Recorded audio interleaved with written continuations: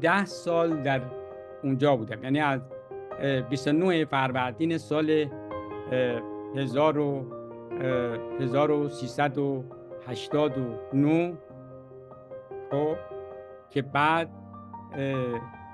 از یه 2 ماه و خورده‌ای من بازجوییم در خارج از زندان ادامه پیدا کرد و دوباره در 14 اردیبهشت سال 1390 دیگه در بازداشتگاه بودم، نه زندان، چون بازداشتگاه با زندان خیلی فرق میکنه. بازداشتگاه شما در سلول انفرادی و تکید یا 2 نفرید نهایتاً یا 3 نفرید نهایتاً توی یه جای محدود، خب دسترسی به چیزی نداری. ولی زندان نه، بیرون میرم میان، نمیدونم بوفه داره، نمیدونم خیلی چیزای مختلف. بنابراین تا سال 1398 من در زیر یوغ اونها بودم. در خلال 10 سال حتی یک مورد رو نتونستن ثابت کنن، حتی یک مورد. یعنی برای نمونه بگیم که از تعداد، من میگفتم که بهشون میگفتم بابا بیان یه اختلاسی چیزی هم بیارین تو این پرونده. میگفتم برای چی؟ گفتم بابا که این کتاب قانون کامل دیگه در مورد من صدق بکنه. خب شما یه دونه اختلاس هم بذارید این تو دیگه همه چیش کامل میشه. خب از تعداد بسیار زیادی، بیش از 100 مورد، حتی یک مورد رو نتونستن ثابت کنن در خلال 10 سال.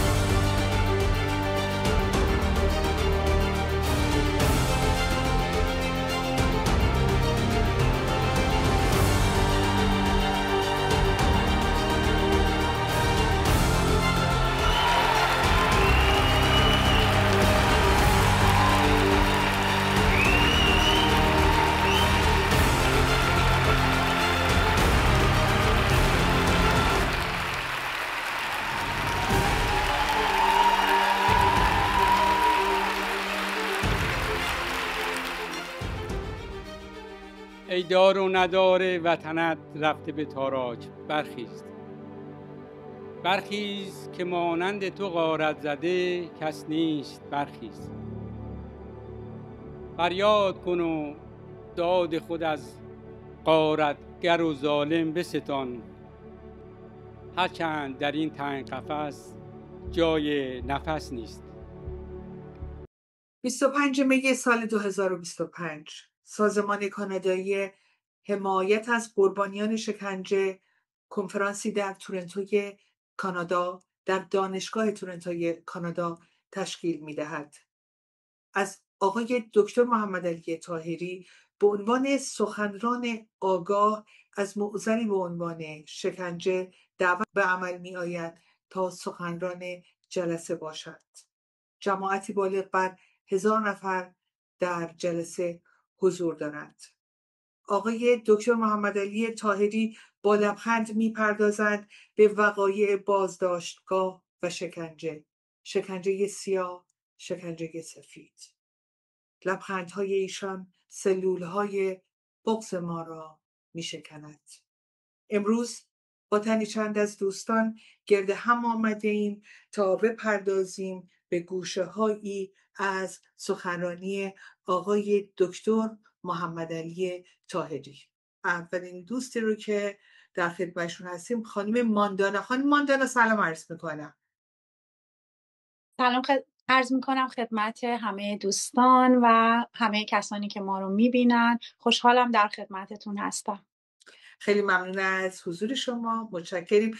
من خاطرم هستش که اون روز شما در اون جلسه تشریف داشتید. میفرمایید که خاطراتتون و برداشتاتون از توی اون جلسه چه بود؟ چه دیدی؟ تجربه شما در اون جلسه چه بود؟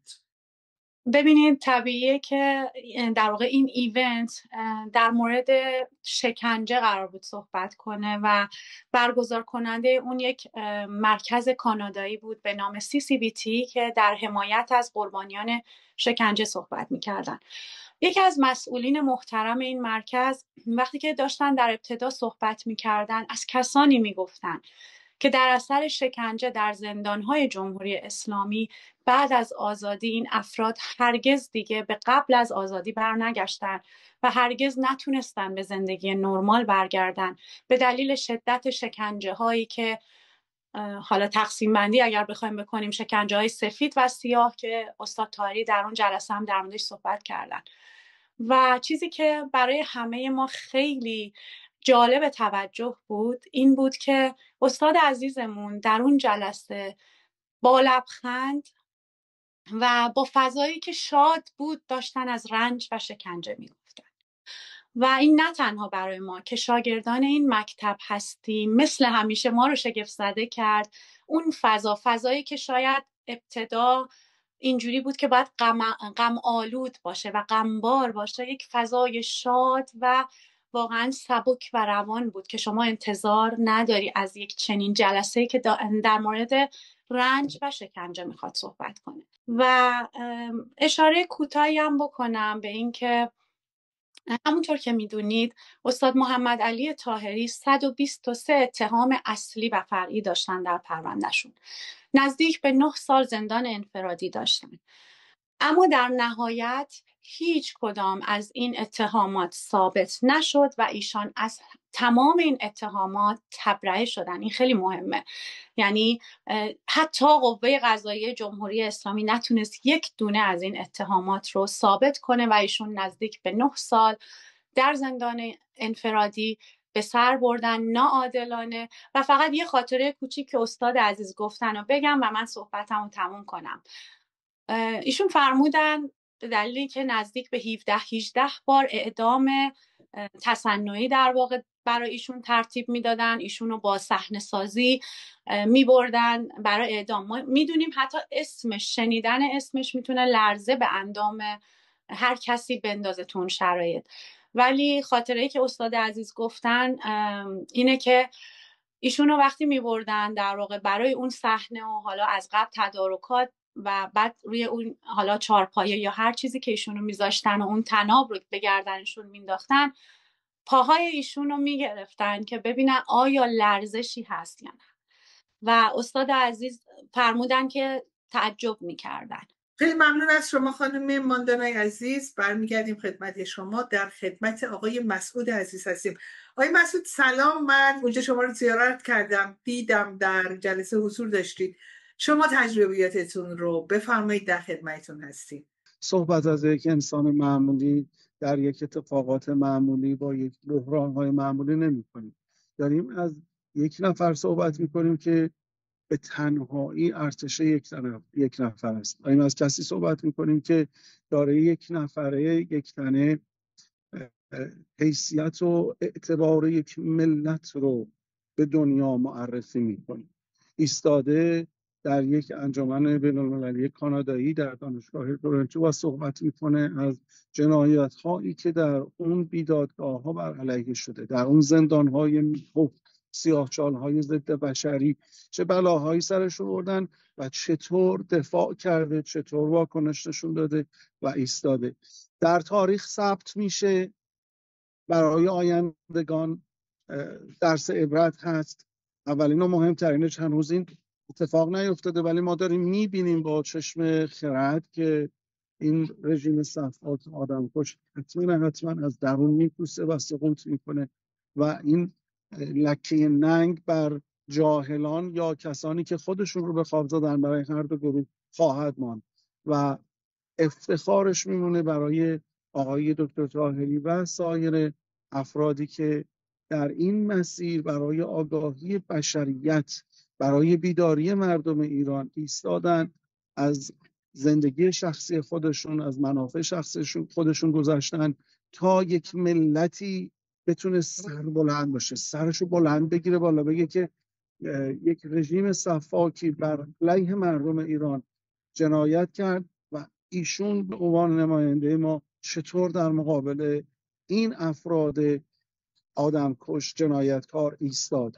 شکنجه های وحشتناک و غیرقابل تحمل رو بر ایشون وارد کردن، ایشون در مقابلش مقاومت کرد، ایستادگی کرد و 10 سال بعدش، کمتر از 10 سال البته، حالا اومده و در جلوی جمعی 1000 نفری توضیح میده با خنده. بله. این برای اون شکنجه‌گران یکیشون که اینایی که عقلشون میرسید و چشم باز داشتن، این بدترین بازگشت بود از جنایتایی که کردن. اون کسی که شما میخواستید با ظلم و نامردی اذیتش بکنید، از بینش ببرید، امروز سر بلند و سالم در کشور آزاد کانادا در دانشگاه تورنتو ایستاده، از خاطرات تلخش با لبخند یاد میکنه و این نشون میده که چقدر این ظالمین و شکنجهگران جمهوری اسلامی از درون حقیر، پوچ و بیخود هستن. که آقای طاهری خیلی تاکید داشتن که به مردم، به سازمان‌ها، به جوامع یا حتی حکومت‌ها سیاه و سفید نگاه نکنیم. بسیاری آدم‌های شریفی هستن در داخل سیستم که به هر حال، حالا به هر دلیلی مجبورن که خرج زن و بچه‌شون یا خانواده‌شون، حالا زمان دارد خرج خانواده‌شون رو بدن، شغلشون، کار غیر از این نمیتونن بکنن، باید انجام بدن و میخوان که شرافتشون رو هم حفظ کنن. این گروه خدمات بسیار بسیار بزرگی چه به جامعه ایرانی کردن و چه به آقای طاهری کردن. یکی از نکات خیلی خیلی مهمی که هست، مثلا تاکید میکنم سیاه و سفید نباید نگاه کرد، داخل همون قوه قضاییه فاسد، داخل سیستم سپاه فاسد و کشنده، آدم‌هایی هستند و بودن که در واقع گزارش‌های روز به روز وقایعی که اتفاق افتاده، مسائلی که برای آقای طاهری پیش اومده رو روز به روز ارائه میدادن، گزارش میدادن به بیرون از مجموعه و همین مسئله باعث میشده که سیستم، آدمای فاسد و کشنده نتونن هر کاری دلشون میخواد بکنن.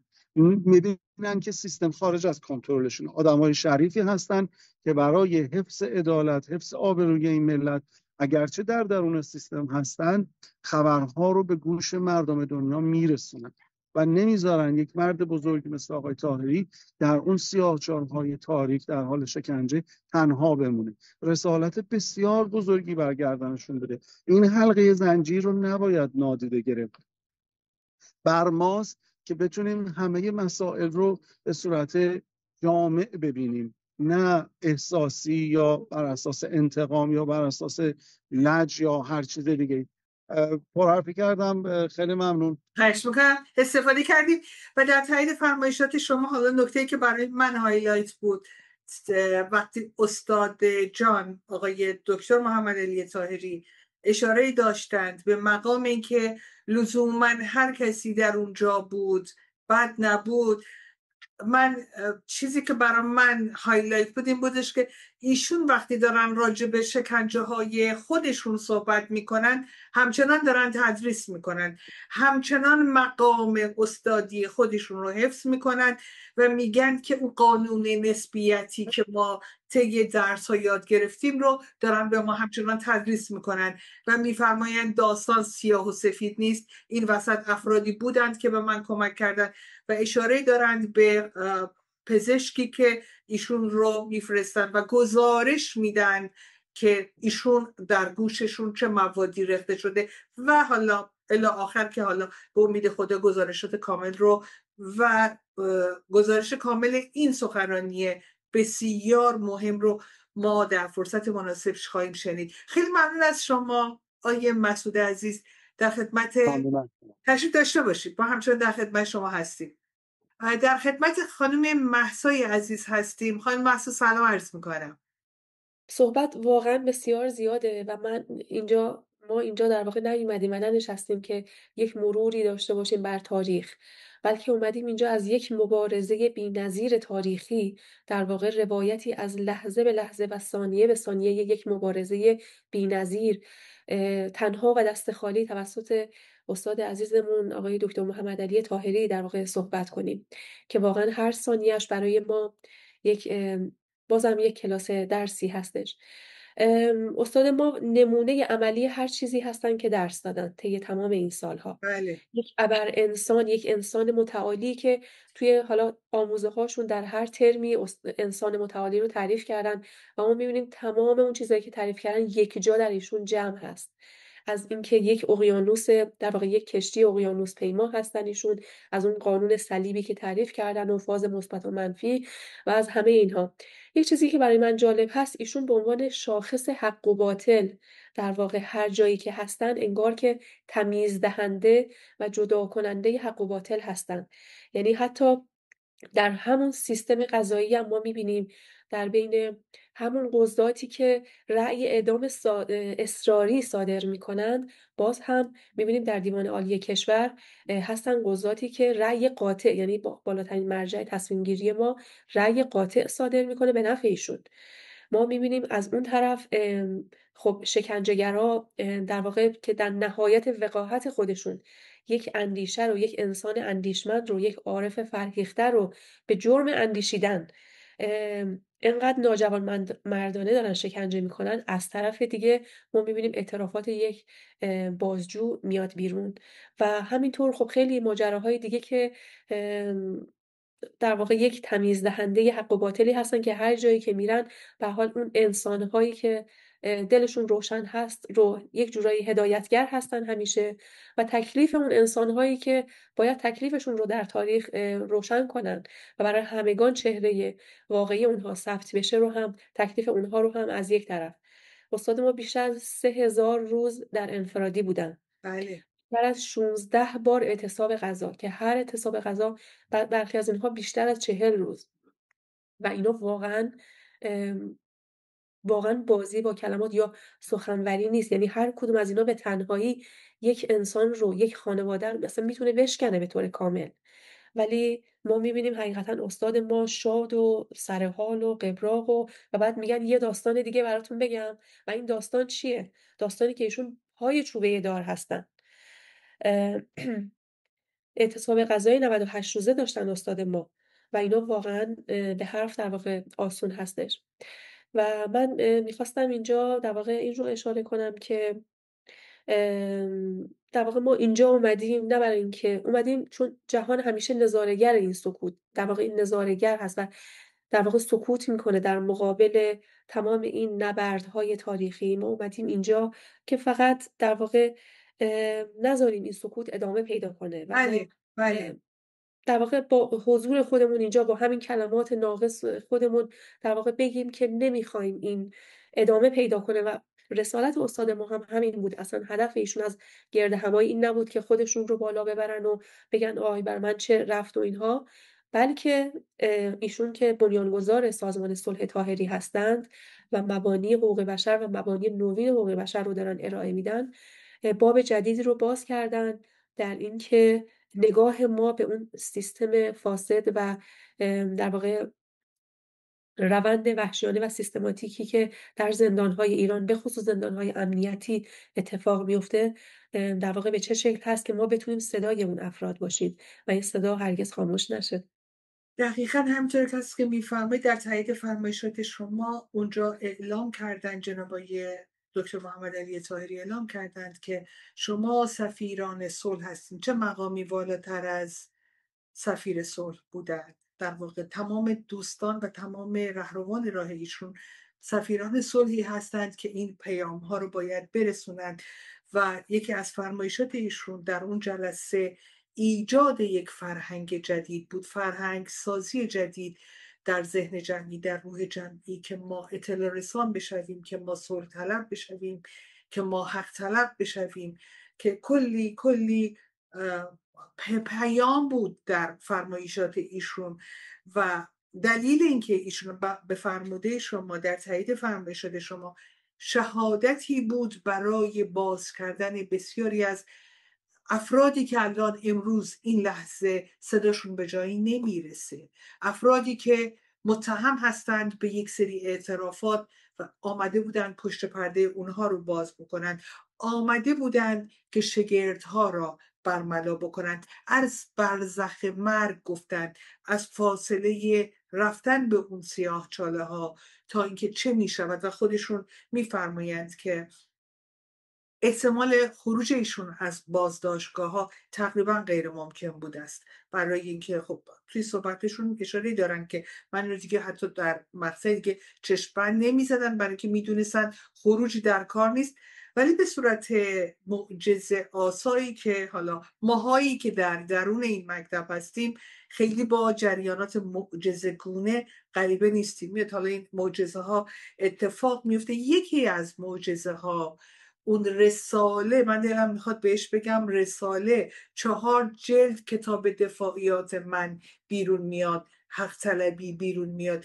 و چگونه بیرون میاد این پدیده است که تقریبا حالا تا جایی که همه ما میدونیم در اون زندان ها غیر ممکن است 4 جلد کتاب با اون قطر از اونجا بیرون بیاد و اتفاقای بی‌نظیری توی این مراحل میفته که به امید خدا حالا طی برنامه‌های آینده پیش بیاد در خدمت شما بیشتر به بررسی اونها بپردازیم. اگرم من الان دیگه حالا به دعوت دوستان عزیزمون اومدیم صحبت کنیم، فقط یک انگیزه پشتش خوابیده. خیلی ها اومدم بگم که از برزخ مرگ بر نگشتن، من اومدم علت اونها رو بگم و بگم که هر کی رو شنیدین گفتن در واقع خب اعدام شدن، نمیدونم فلان شدن، من خودم شخصا برخورد کردم، افرادی میگن که خب مدارک دارن، ازشون اعتراف گرفتن. من اومدم بهتون میگم که تمام این اعترافات بیخود بوده، تمام این اعترافات زوری بوده، اکثر این اعترافات کذب بوده و من در واقع به خاطر دفاع از اون عده اومدم، نه برای توضیح مسائل خودم. حالا اگر من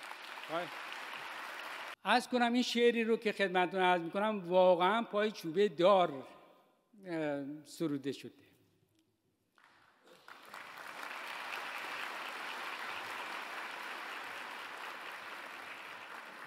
آغوش باز کنه یار به سوی تو می آیم، خون شد دلم خدایا خونین جگر می آیم، در پای چوبه دار جان به کفم نهاده، شاد و غزلخوان و مست به عشق تو می آیم. بالای چوبه دار تنم را می گذارم، با تنی از جنس نور رقص کنان می آیم، حلقه به گوش که بودم در راه وصل با تو، با حلقه‌ای به گردن به شوق تو می آیم.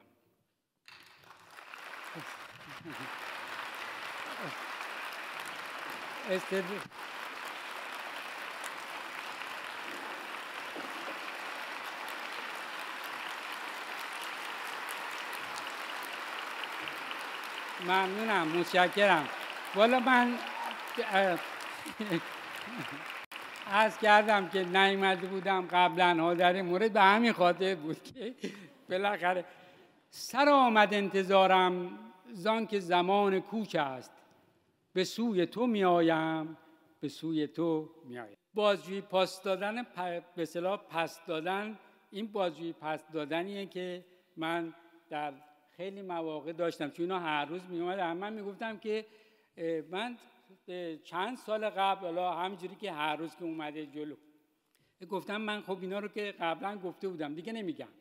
خب و به اصطلاح که اینها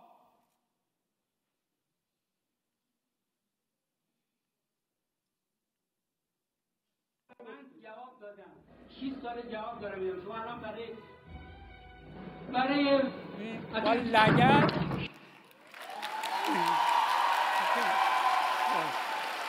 من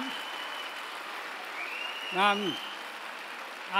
البته اینه که میبینید دوربین اون جلو نیست، توی میزم بوده، از رو دوربین من از روی میز در واقع برش. این هم کسی است که قبل از اینکه من از زندان بیام، از این خانوادهش همه شاگردامونن و به اصطلاح چند تا خواهر محترم دارن، چند تا خانواده‌هاشون از شاگردای خودمون هستن. ولی خب ایشون عامل سپاه بود، هم شاکی فرمایشی بود تو پرونده، هم بازجو بود، هم به اصطلاح تهدید کننده علنی بود. و من تو زندان دیگه داشتم می اومدم بیرون، یعنی دیگه قطعی شده بود که حکم دیوان و فلان همین ماجراها. ایشون تهدیدش شروع کرده بود که اگه بیای بیرون ترور میشی. اونجا شروع شد و ما اومدیم بیرون دیگه. اون دور و بر ما مدام میپلکتن و به هر حال میرفتن و میومدن و یکی دو بارم من حالا به هر حال تونستم قالشون بذارم و به هر حال همه اینا باعث شد که دیدیم نه اینجا نمیشه و بودن من همه نظم و زندگی و همه رو به هم میزن و همه باید دم به دقیقه دغدغه خاطر داشته باشن که الان ترور میشه یا چند دقیقه دیگه ترور میشه. و ایشون به اضافه با 70 نفر که اسناد و مدارک و مسائلش وجود داره، حالا به گفته خودش و دو خانواده‌اش و اینا چیز شده بودن که در واقع دیوان عدالت و اجرا نکرده. حالا اونا میخوان اجرا کنن و مال حالا در حالی که مال حالا اون مؤسسه امنیتی بودن. سلام عرض می‌کنم خانم اولین از فرانسه. حالتون چطوره؟ در خدمتتون هستیم. سلام خدمت شما و همه عزیزان و همه دوستانی که این برنامه رو تماشا میکنن. منم به نوبه خودم اولا خیلی خوشحالم برای دوستانی که سعادت داشتن از نزدیک استاد عزیز ما جناب آقای دکتر محمد علی طاهری رو زیارت کنن و از وجود پربرکت ایشون از نزدیک فیض ببرن. و واقعیت امر اینه که همه ما آگاه هستیم و حالا هر بار هم که در موردش صحبت بکنیم باز گوشه‌ای نمیتونیم از اون لحظاتی که برایشون گذشته رو حتی حس بکنیم. اینکه هر گونه ملاقات و تماس با خانواده و وکیل برایشون قدغن بوده. تمام در حقیقت بحث نقض حقوق بشر برایشون اجرا شده.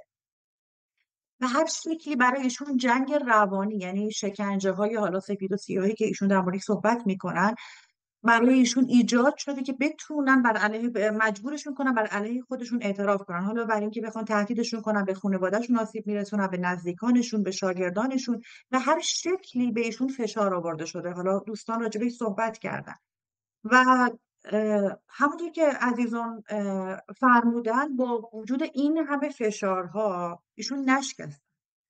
یعنی اون نگاه ظلم ستیزیشون رو داشتن، از خودشون دفاع کردن، از حرفاشون پا پس نکشیدن و اون عقایدشون رو تا تمام لحظاتی که اونجا بودن پاش ایستادن و تبرئه شدن. نکته اینجاست که ایشون تبرئه شدن، یعنی این یک حکومت به جنگ یک نفر رفت و شکست خورد. ایشون تبرئه شدن و از زندان بیرون اومدن.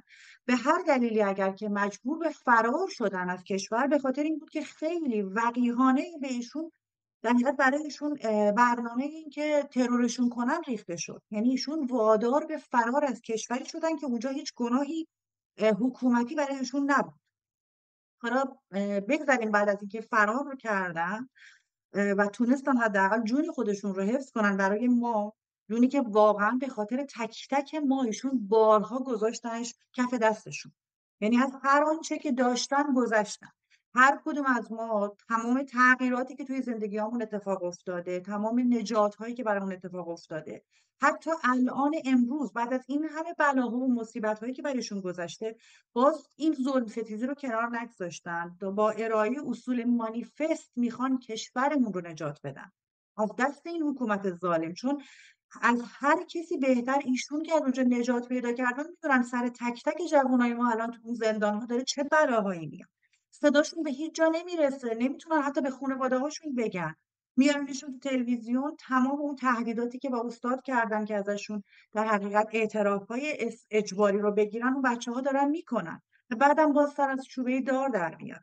این همه اتفاقا رو ایشون پشت سر گذاشتن و امروز توی مسیر خودشون هستن. حالا بگذاریم که بعد از اینکه ایشون تشریف آوردن از کشور بیرون هم باز دست بر نداشتن، حالا گفتن که فیکن، گفتن که ایشون مجرم فراری هن، با وجود اینکه خودشون تبرئه‌شون کرده بودن، آزادشون کرده بودن از زندان. انشالله. طلب خیر میکنم برای همتون. امید خدا. خیلی ممنون از فرمایشات خواهش خانم اولین، استفاده کردیم. مرسی. سلام عرض میکنم آقای حنیف عزیز سلام از خدمت انگلیس. شما. خیلی ممنون که من رو به این برنامه دعوت کردید. من هم به نوبه خودم میخوام که تجربه خودم رو از این دیدار با استاد جان در دانشگاه تورنتو به دعوت از Canadian Center for Victims of Torture یا همون CCVT به شما بگم. در ابتدا میخوام که استاد رو معرفی بکنم. استاد جان بنیانگذار مکتب عرفان کیهانی حلقه هستند که این مکتب نگرش عرفانی هست که در تاریخ 10 آبان 1357 پایه‌گذاری شده و این مکتب شامل زیرشاخه‌های متعددی هست، از جمله فرادرمانی، سایمنتولوژی، کیهانشناسی شعوری، در واقع مدیریت کودگر، موجودات غیر ارگانیک، تفکر اینتر یونیورسالیسم، علم نوین ساینس فکت و موضوعات متفرقه دیگر مانند هنر، مانند جامعه شناسی و غیره.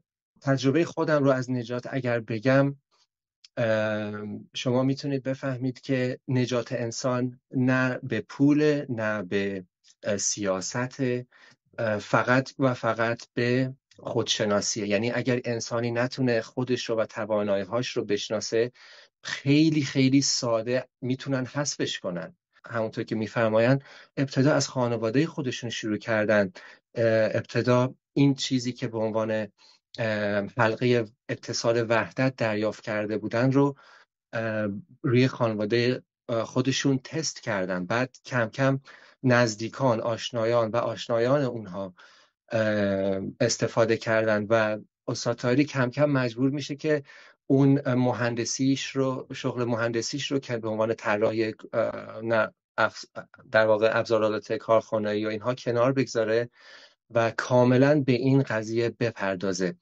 و این متاسفانه اینها با دروغگویی و پاپوش درست کردن و خراب کردن چهره استاد ما بین ایرانیان تونستن کاری بکنن که ملت ما اصلا آگاه نشن. حالا مافیای دارو، مافیای مذهب و سیاسیون مختلف، اینها در واقع دست به دست هم دادن تا مکتب ایشون و ایشون رو کاملا نابود کنن. یعنی استاد میفرمایند که به استاد در زندان بهشون گفتن که مطمئن باش که تو میای بیرون و میبینی که هیچ اثری از مکتبت نیست و ما کاملا ریشه این مکتب رو میخشکنیم و از بین میره. البته این اتفاق نیفتاد، ببخشید وسط صحبتتون، این اتفاق نیفتاد و به نوعی باعث ترویج و جهانی شدن این مکتب شدن، کمان که ایشون از طریق سازمان ملل، UN و ارگانیزیشن های بسیار معتبر جهانی تونستند از دقیقاً شناخته شدن. بله، یعنی این صلحی که استاد ازش صحبت میکنه شما ببینید در چه حد، یعنی اینطور که من میبینم انگار یک حکومتی کاملا شیطانی حاکم شده بر یک سرزمینی کاملا عرفانی. یعنی عرفان در اصل خون تو رگ ایرانیان هست. ما با مولانا بزرگ شدیم، ما که ادبیات فارسیمون حافظ هست و ترفندی که کسانی که به غارت ملت در واقع دندون تیز کردن به کار بردن این هست که فرمول این هست که تا میتوانید عرفان را بکوبید و ظاهر پرستی و ظاهر بینی رو ترویج بدید. و دلیل این که من در ابتدای این در واقع صحبت هم گفتم که بزرگترین خدمتی که میشه به بشر کرد معرفت پژوهیه. در واقع هیچ خدمتی بالاتر از این نیست که شما هویت یک انسان رو زنده بکنی و بهش امید بدی. خیلی از قربانی شکنجه‌ای که الان در زندان هستن اصلا امید ندارن، نمیدونن که اصلا منبعی از آگاهی هست که میتونن متصل بشن و اون مبارزه گری رو از اون منبع بگیرن. بله، در واقع ببخشید وسط صحبتتون، در واقع استاد جناب آقای دکتر محمد علی طاهری تایید بر فرمایشات شما فرمودند که وقتی که من رو شکنجه میکردن، وقتی که میخواستن از من اعتراف اجباری بگیرن، گفتن ما کیانوری رو ازش اعتراف گرفتیم، ما احسان طبری رو ازش اعتراف گرفتیم. فکر میکنی از شما نمیتونیم که استاد ثابت میکنن که نه، من ورای خیلی از اون شخصیت هایی که شما دارید بهش استناد میکنید هستن و دردناک این هستش که حالا ما با اجازهتون یک بار برم و دوباره بعد خدمت شما که برگردین. دو تا نکته بودش که توی فرمایشاتشون، من اینا رو میدونستم، در کتاب دفاعیات من اینها رو خونده بودم، ولی وقتی که ایشون به زبان خودشون میان اون راجع به 18 بار اعدام ساختگی صحبت میکنن و وقتی میان یه جمله‌ای که من رو تکون داد که لحظه‌ای که دستمال انداختن گردن من و بردن و یکی ادا در می آورد و تئاتری رو اونجا اجرا میکردن، نه حالا بذار ببینیم شاید بخواد اعتراف بکنه و با سازی اونها چند تا نکته توش بود، این که چقدر وحشتناک میتونسته باشه و بعدش این که ایشون چقدر با همونطور که دوستان قبلا اشاره کردن، چقدر با متانت، چقدر با مظلومیت، چقدر با وقار، چقدر بزرگوارانه صحنه‌های اعدام مصنوعی رو برای ما تعریف کردن. تکان دهنده بود برای من این جریانات، تکان دهنده بود. جای دیگری که من تکان دهنده بود برای این بودش که ایشون در مورد زندان انفرادی فرمودند که لحظه ها نمی گذشت و به زندان انفرادی به عنوان شکنجه سفید نگاه کنن. یعنی ما تا قبل از این، شخص خودم رو میگم، من تا قبل از این شکنجه را شکنجه میدانستم، یک عمل فیزیکی میدانستم و ایشان فرمودند که در زندان انفرادی شکنجه سفیدی است که لحظه لحظه داستان داره و میفرمودند که من نمیدونستم که واقعا دقیقه بعدی میاد یا نه، زمان استاپ کرده بود و هر کدوم از اینها میتونه یک آدمی رو تکون بده، میتونه یک آدم رو برای همیشه ساکت بکنه و ایشون بعد از 18 بار اعدام ساختگی، بعد از 98 روز اعتصاب غذا و بعد از 4 بار به خاطر حمایت، به خاطر محافظت از جون خانواده خودکشی و بعد از تمام این جریانات میان و با لبخند از اون وقایع صحبت میکنن، تکان دهنده است. و من الان اگر اجازه بدید از خانم ماندانا بپرسم. ماندانا، میدونم شما دستی در پیراپزشکی دارین، رشته‌های مرتبط با پزشکی دارید، هر کدوم از اینها از لحاظ روانی چه بلایی میتونه سر یک آدم معمولی، راجع به جناب آقای دکتر محمد علی طاهری صحبت نمی کنم، راجع به یک آدم معمولی صحبت میکنم، هر کدوم از این وقایع چه تأثیری در زندگی یک شخص معمولی میتواند داشته باشد؟ سپاسگزارم خانم شادی عزیز.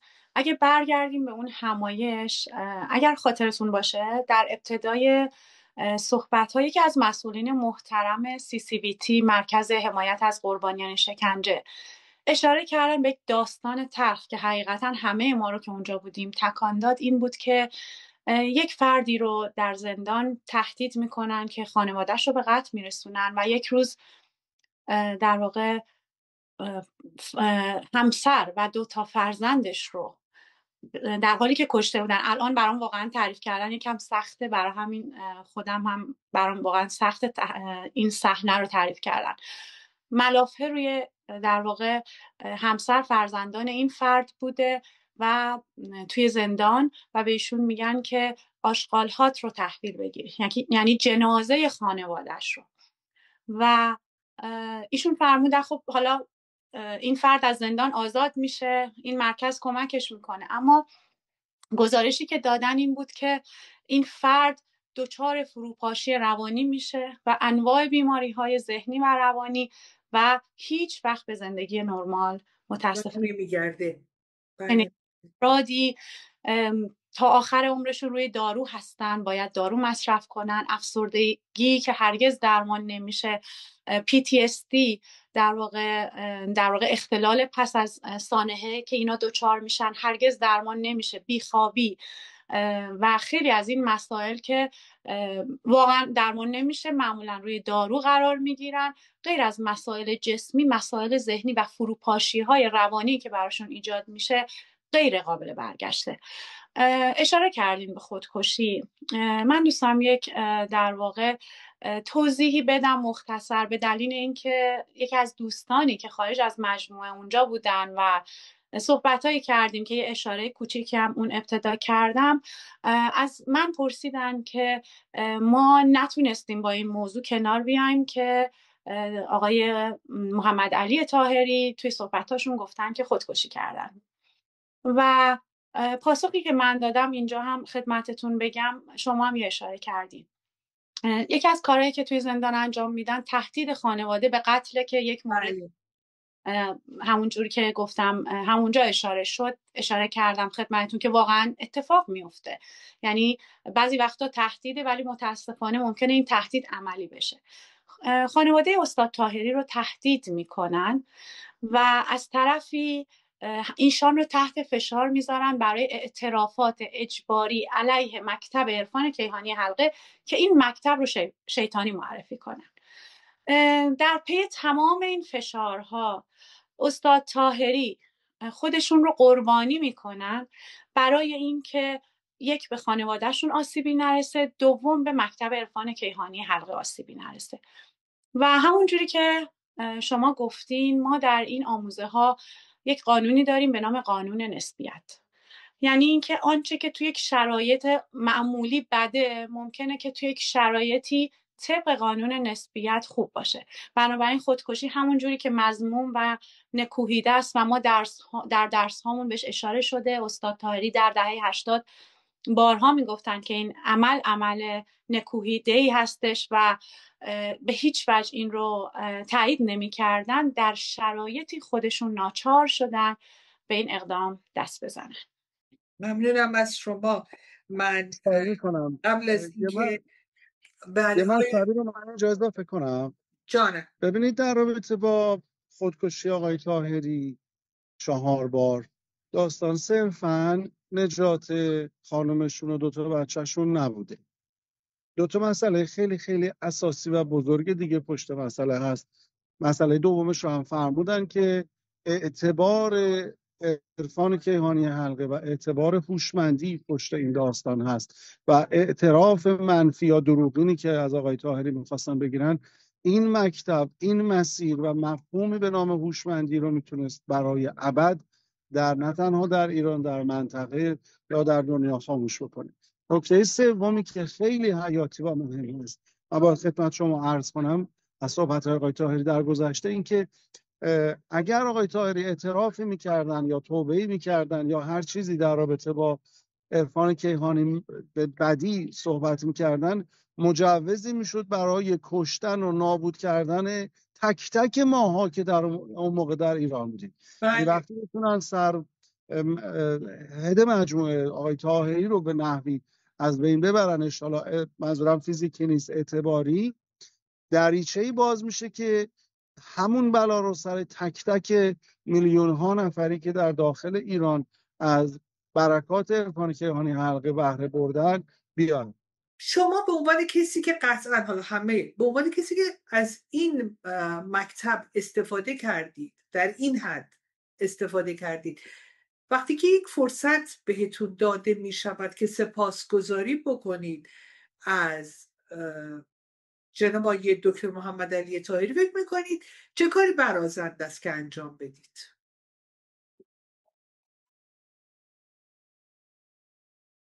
میگه که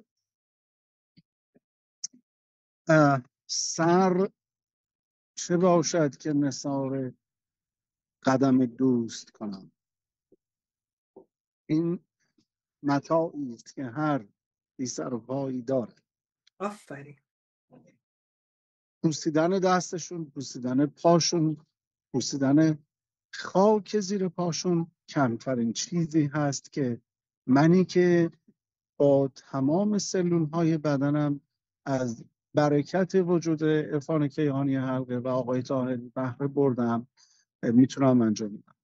برای خودم دیدم و چشیدم، شاهد بودم که چه تأثیرات عظیمی بر سایر انسان‌ها داره، چه درمان‌های عظیمی که به هر حال پزشکی داره زحمت خودش رو میکشه، ولی یه سری بیماری‌ها هستن که پزشکی نمیتونه بهشون کمک کنه و از اونجاست که فرادرمانی آغاز شده کمک کرد. مسائل روحی روانی، مسائل فلسفی، خودم رو میگم گم شده بودم کجاست. انقدر کتاب فلسفه خونده بودم یا عالم کتاب مذهبی خونده بودم، مذاهب مختلف، و همشون مثل هم بودن، چیزی برای من نداشت. عرفان کیهانی به من کمک کرد و من تنها نبودم و نیستم در این مسیر. صدها هزار انسان دیگه است. بیدار شدن، حالا خودم رو حداقل نیمه بیدار میدونم در این مسیر، چرایی بودن در این هستی و آقای طاهری چراغ این راه هستن. چراغ این راه بوسیدن میرم.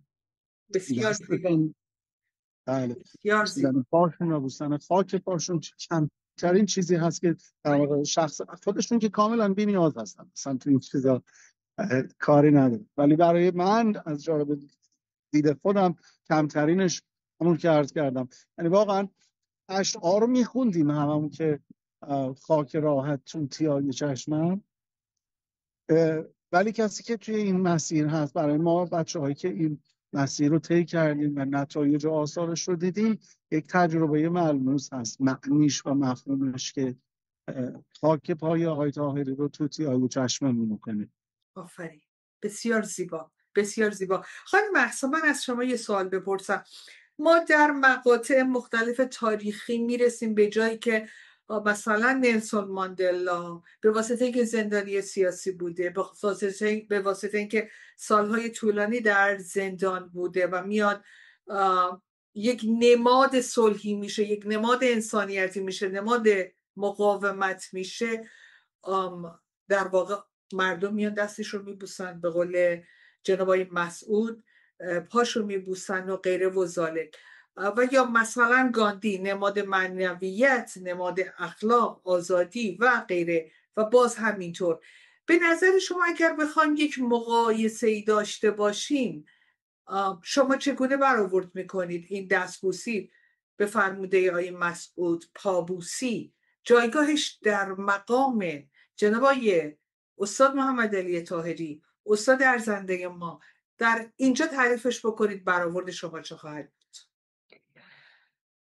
کمترین چیزی که میتونم بگم این هستش که سر که نه در پای عزیزان بود، بار گرانی است کشیدن به دوش. دیگه هدف من انسان اینجا چی هست؟ اگر من اومدم اینجا و همین من کی بودم؟ من یه آدمی بودم که همین زندگی با 1000 تا سوال، ولی بیا و برو و زندگی و صبح و ظهر و شب.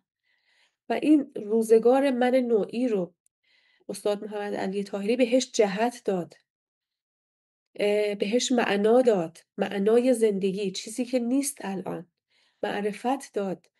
و ما نه تنها تمام این درمان هایی که الان اتفاق میفته، تمام این ترک اعتیاد ها که همه اینا هر کدومش یک زندگی های نسل هاییه. یعنی ما به راحتی میگیم ترک اعتیاد، ولی یک معتاد نجات پیدا میکنه، خانواده اون، نسل اون، فرزندان اون، یعنی اصلا بسیار دامنه این گسترده است. و تمام این وقایع، تحولاتی که هست و تمام این روشنگری هایی که در تاریخ اتفاق خواهد افتاد، تمام روشنگری هایی که حالا از بعد سیاسی، بحث مانیفست، بحث جلوگیری از غارت ثروت های ملی که همینطوری نسل ها ادامه پیدا کرده، یه جایی در واقع داره قطع میشه و اون با یک تفکر رنسانسی. از هر بعدی که نگاه کنیم ما، از بعد اجتماعیش، از بعد سیاسی، از بعد عرفانی و معرفتی، از هر بعدی نگاه کنیم، نسل‌های همون سالهای گذشته، یعنی از بعد از در واقع دستگیری استاد و نسل‌های آینده، تمام نسل‌های آینده که بهره‌مند خواهند شد، همه ما مدیون هستیم، مدیون تمام اون ایستادگی‌های استاد هستیم، مدیون تمام اون تک تک ثانیه‌هایی که ایشون در سلول انفرادی که یکی از طولانی ترین تایم های انفرادی در کل جهان هست، اون بیش از 3000 روزی که استاد محمد علی طاهری در بند امنیتی سپاه در واقع در سلول انفرادی بودن.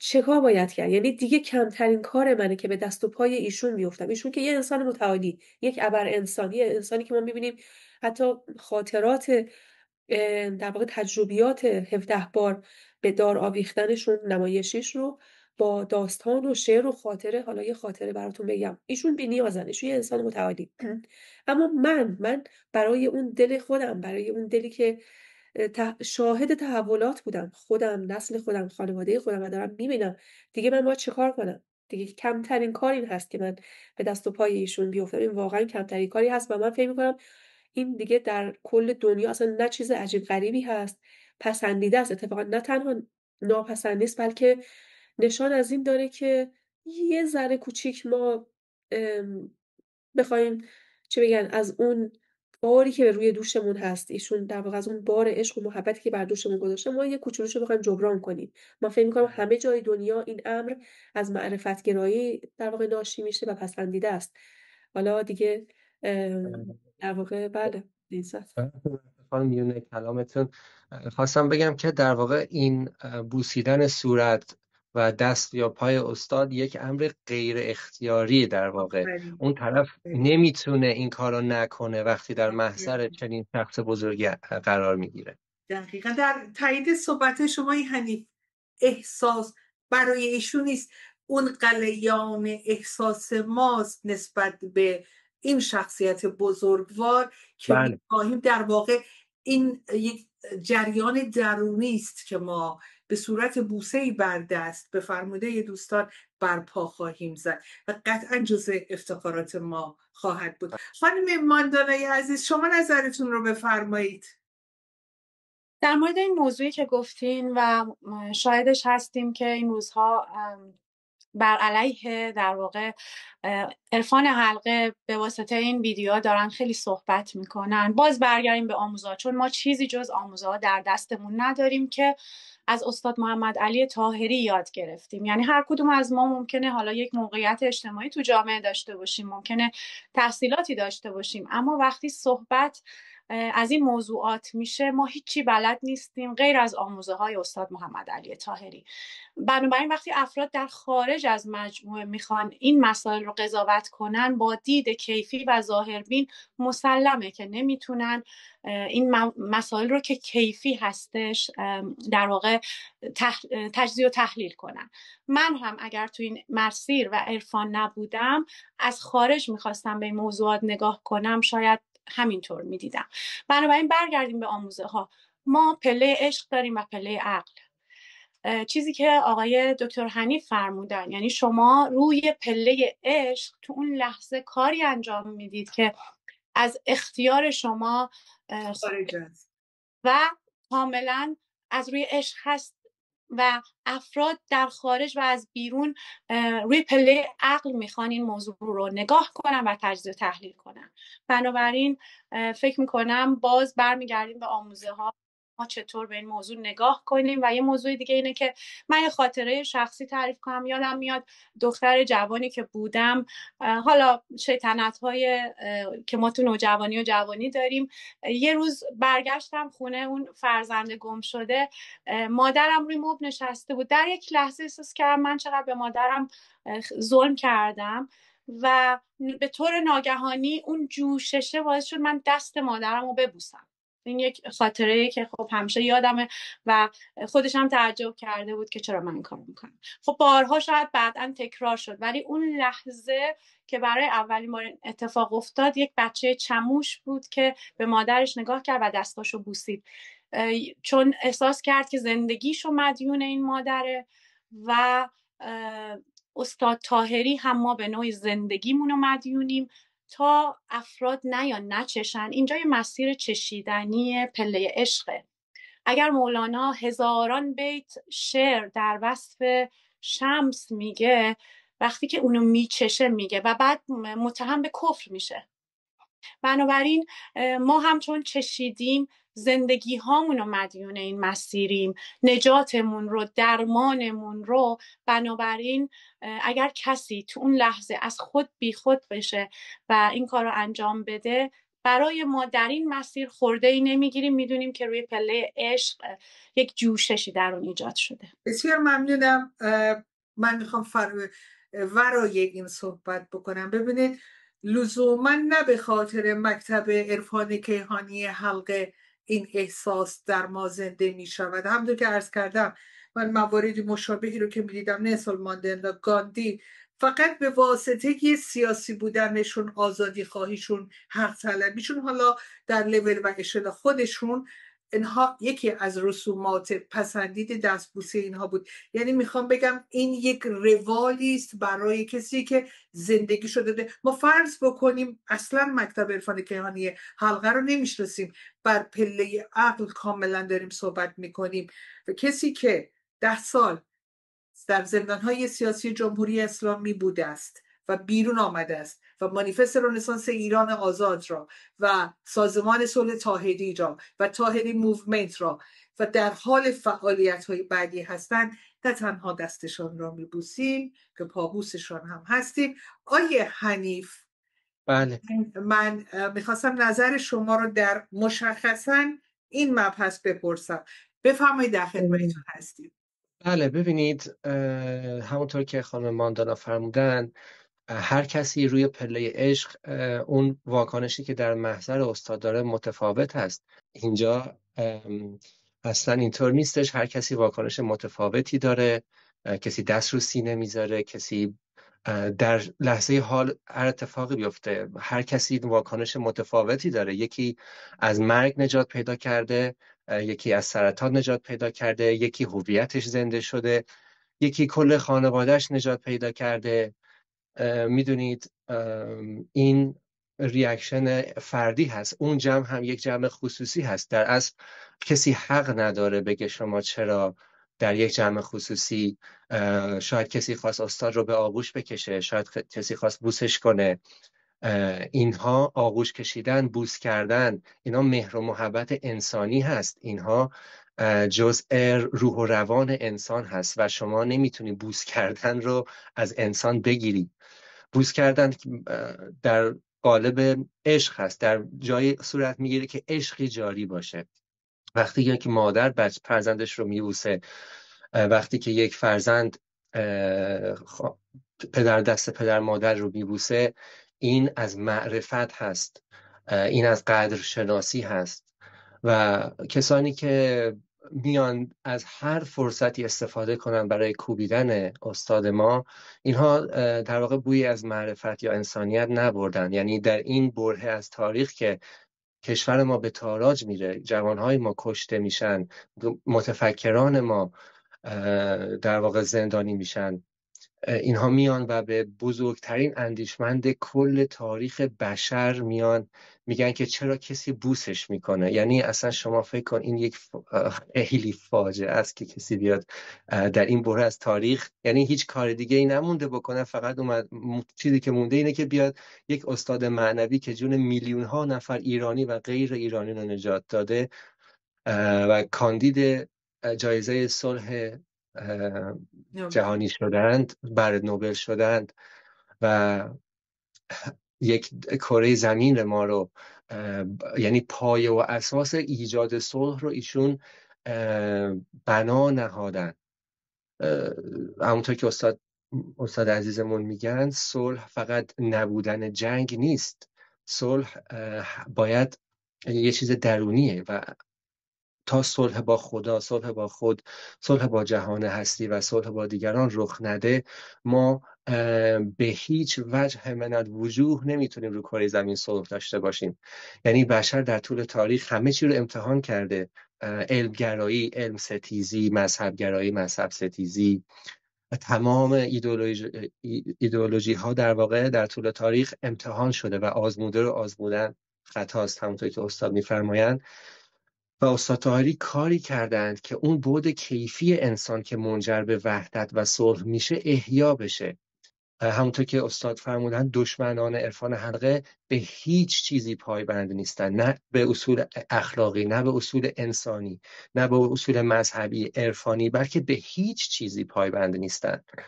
خب من اینجا صحبت رو کوتاه میکنم که اگر شما فرمایشی دارید. من آخرین دوست عزیزی که حالا توی فرصت‌های بعدی در خدمت همه شما عزیزان خواهم بود، خانم اولین عزیز، شما به طور کلی به ما بفرمایید که من دوست داشتم، چون میدونم شما باز به در علم به نوعی دست دارید، اتفاقهایی که بر جناب دکتر محمد علی طاهری رفت، بر جان استاد ما رفت، اگر بر جان یک آدم عادی میرفت قرار بود چه اتفاقی بیفته؟ حالا چیزی رو که ما امروز داریم میبینیم، یعنی مقایسه با یک فرد عادی، نظر شما چی هستش؟